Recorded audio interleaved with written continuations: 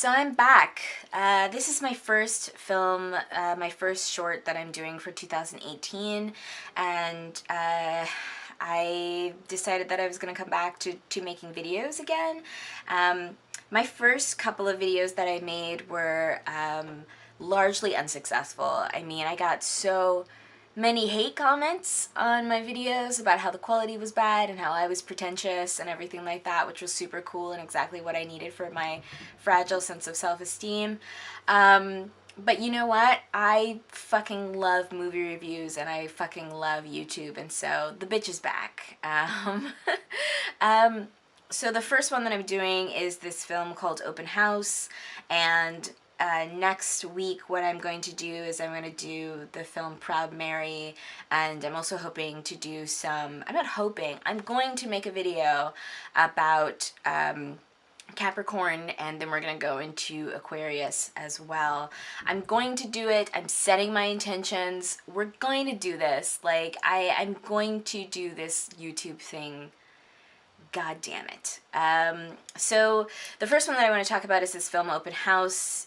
This film was a experience. I don't know, why did I pick this film? I actually have no clue why I picked this film, why I said that I wanted to watch this, this one in particular. I don't know if I've heard anything about it. That's so strange. I don't remember why I picked this film. I don't know why. Weird. Okay, well, okay, so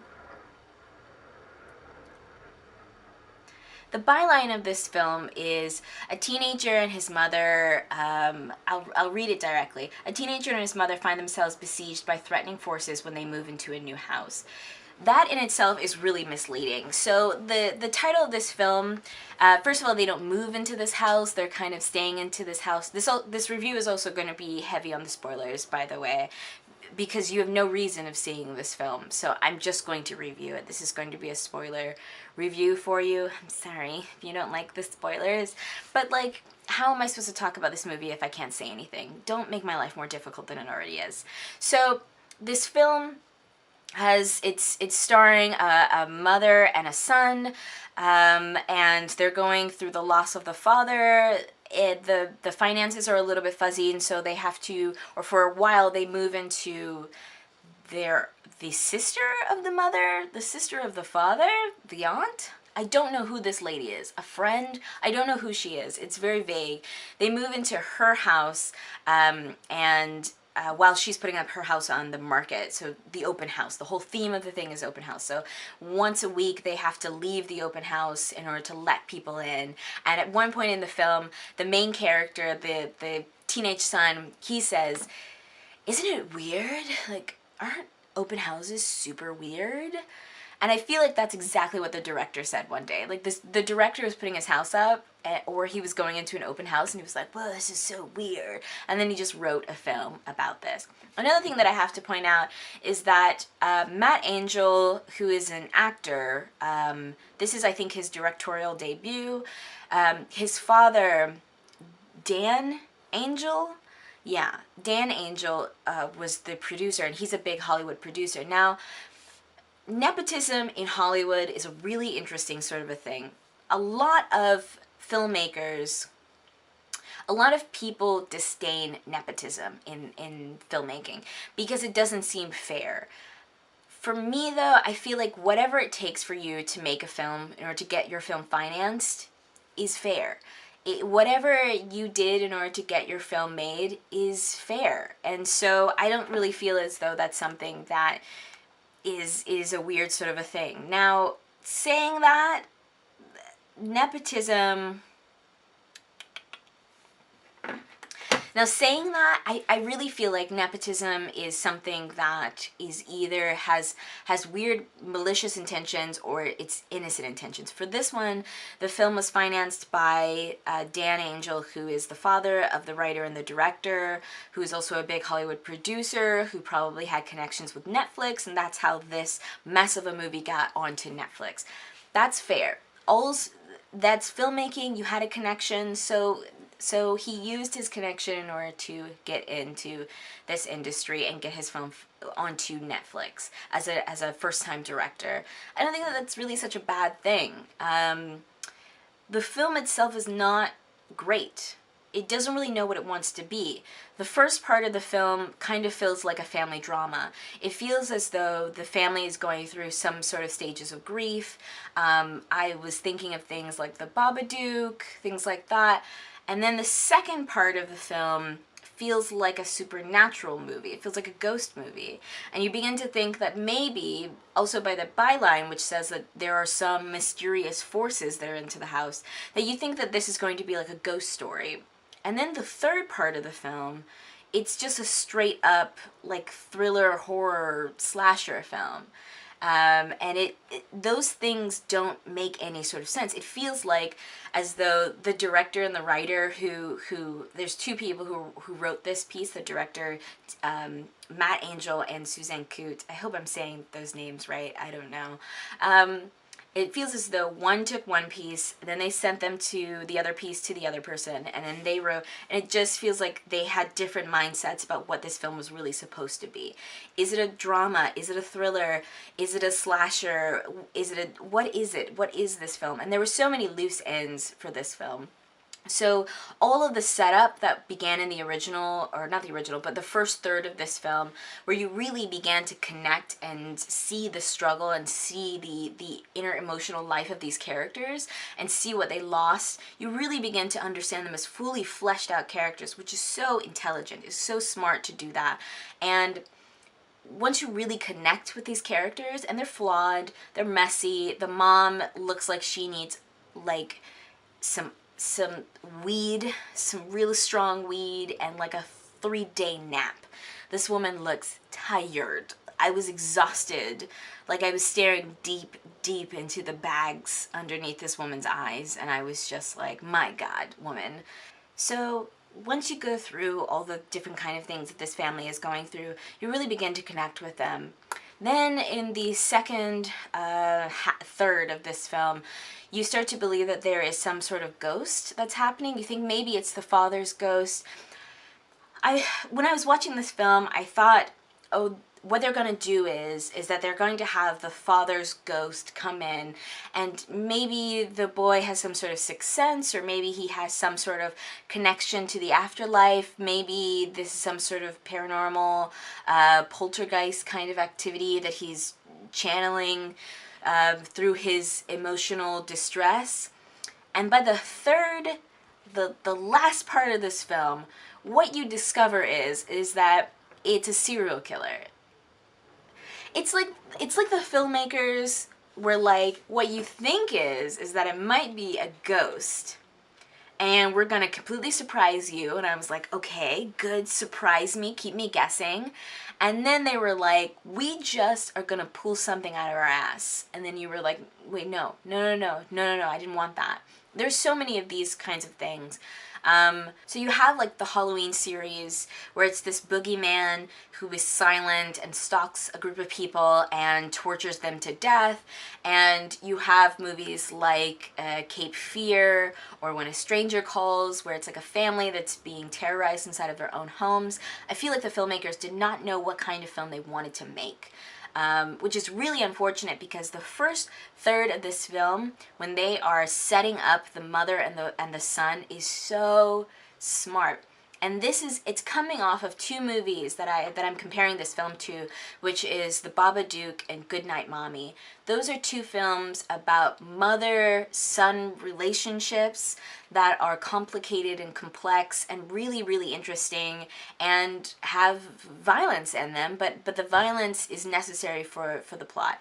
This violence felt like torture porn. The violence in this film, it felt like watching Saw or Hostel. It felt pornographic and superfluous, and it felt awful. Like, it felt like watching this family, they've already suffered enough. You know, like the whole thing with the dad dying, the whole thing with their financial situation, and you see all their suffering. The boy is spiraling ever deeply into anger and frustration issues. The mother is clearly suffering from depression. You're seeing all of this suffering. They've been suffering this whole entire movie. Then to have it be a serial killer who comes in and forces them to suffer more feels awful. There are so few things about this film that's enjoyable. There are so few things that are fun or interesting or entertaining about this film. And I think that maybe,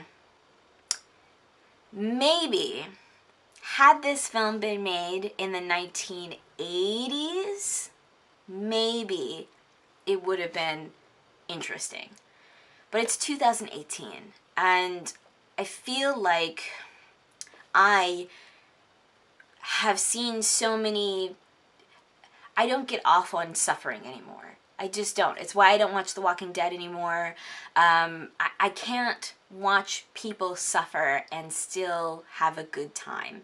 So this film, it was hard to get through. There's a part where the mother is being tortured, and I put it on mute because it was really bumming me out. Like, it was giving me a real harsh bum, and I just I couldn't do it, you know, which is sad. I checked out during that scene, and yeah, it wasn't good. So, and the torturing of the mom, oh God, I just felt like I was being punched in the stomach by these filmmakers. It was just like, they were just like, we don't want you to enjoy this film. We don't want you to enjoy anything ever. It was just so unnecessary and sad. And not scary, just distressing. Just sad and awful. And another part of it is that I think that this modern time, 2018, we know about murders and home invasions, and we know that they are awful tragedies.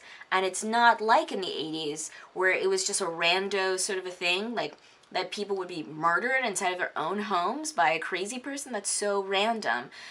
Now, though, we are a little... That's not a rando sort of a thing. That's not a random occurrence. And I think that most of us, particularly people that live alone, have the fear, the very real fear of home invasions. And the way that this was handled was really exploitative of that fear. And it wasn't tapping into that fear. It was just like...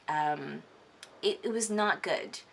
I would have loved for it to have been something about this family's connection to the father. There were so many loose ends that were in this film. There were so many things that did not make sense, and were just introduced and then dropped. The neighbor who has Alzheimer's, the basement that is kind of blocked off, that has this tunnel that doesn't go anywhere. There's so many different things about this film that I just were like, were you guys high when you made this movie? Is that really what happened?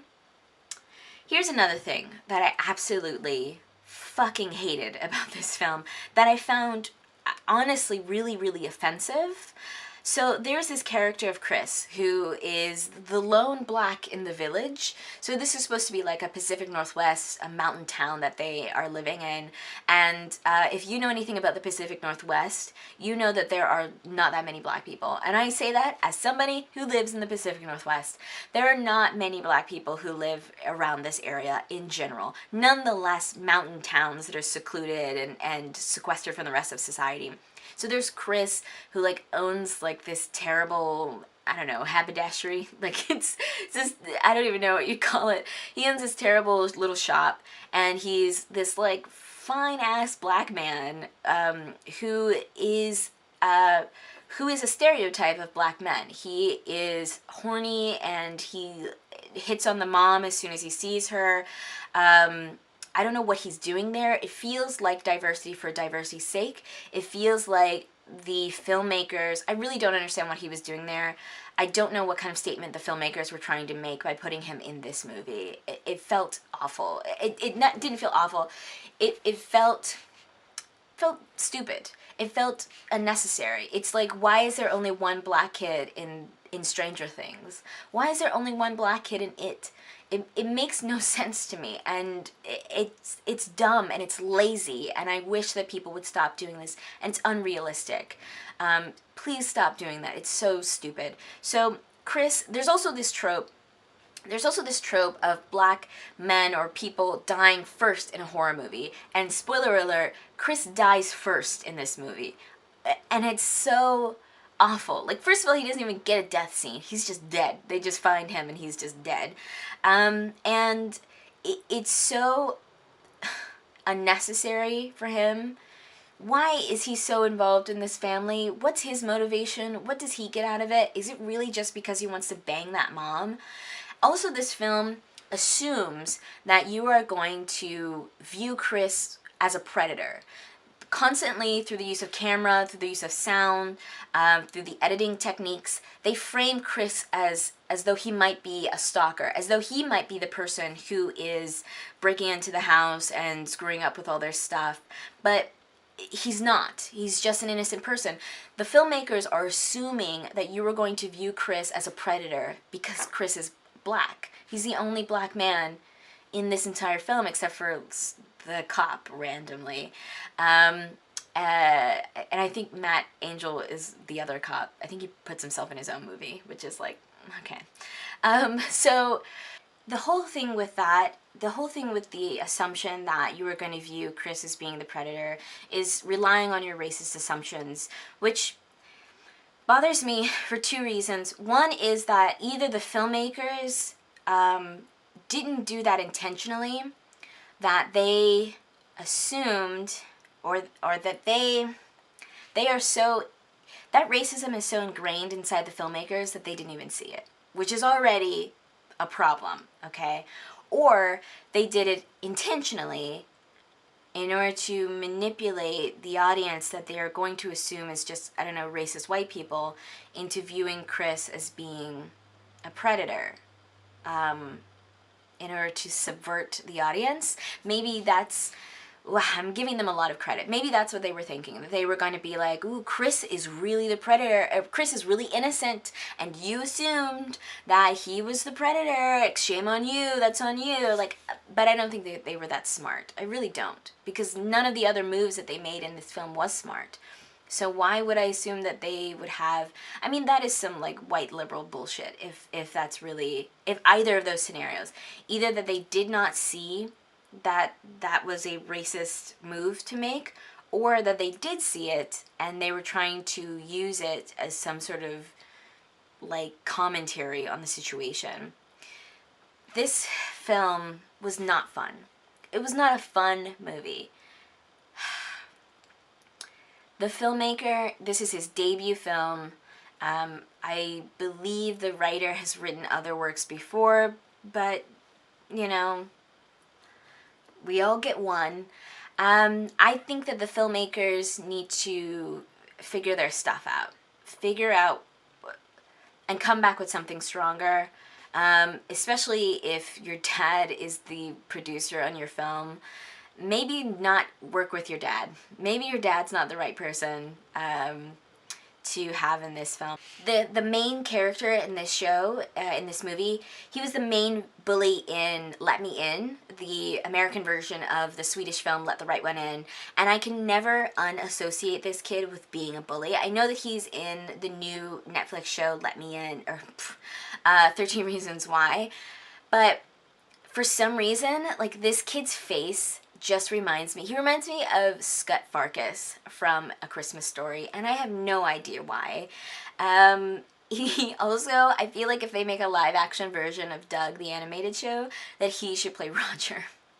I don't know why I look at that kid and I think, like, he looks like, I don't know, he looks like a bully. I'm sure he's a sensitive kid. I'm sure he's a very sensitive kid.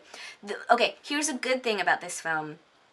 The actors really gave solid performances. I think the actors were really taking this material to heart, and they were doing the best with what they had in the film, and I thought that that was really good, especially Scut Farkus. He was doing a really great job with this film. He was doing the best I think he possibly could with the material, and I think that a lot of the actors were doing the best with their material, and it's not their fault that this movie doesn't make sense. That is the director's call, and the director did not pull that together. I mean, there's so many other people. It's the writer who wrote it. It's the producer who put everything all together. There's a lot of different things. I am Am I surprised that Netflix bought this? Probably not, because there's probably some executive that works for Netflix that had connection to the producers, and so I'm not really that surprised. That's it. That's my review of Open House. They end it as though they're going to make a sequel. God help us. I hope they do not. It is completely unnecessary. I do not want it. I don't know anybody who wants it. Matt, move on. Make something else. Write something better. Yeah. So, you're welcome, America. Alright, so that's it for this episode. Thank you so much for watching. Like I said, I'm committed to making one YouTube video a week. Now, I am 1 for 4, okay? It's January, and this is the first video that I have made. I don't know, I have seasonal affect disorder. I have seasonal depression, so, next week, what I want to do, or in the next coming weeks, I want to do a couple of videos on movie reviews. Hopefully, also get some things out about astrology and some mystery videos as well. So, thank you so much. I'm back. If you're gonna send me hate comments, it's not gonna make me stop making videos, because I fucking love making videos. I'm sorry. But if you're gonna send me like comments, if you're gonna thumbs this up and hit subscribe, and so you can see more of my face, then hopefully you like the video. Alright, I'm not gonna give that right now. Alright, you guys, thank you so much for watching, and remember, stay creepy. Bye!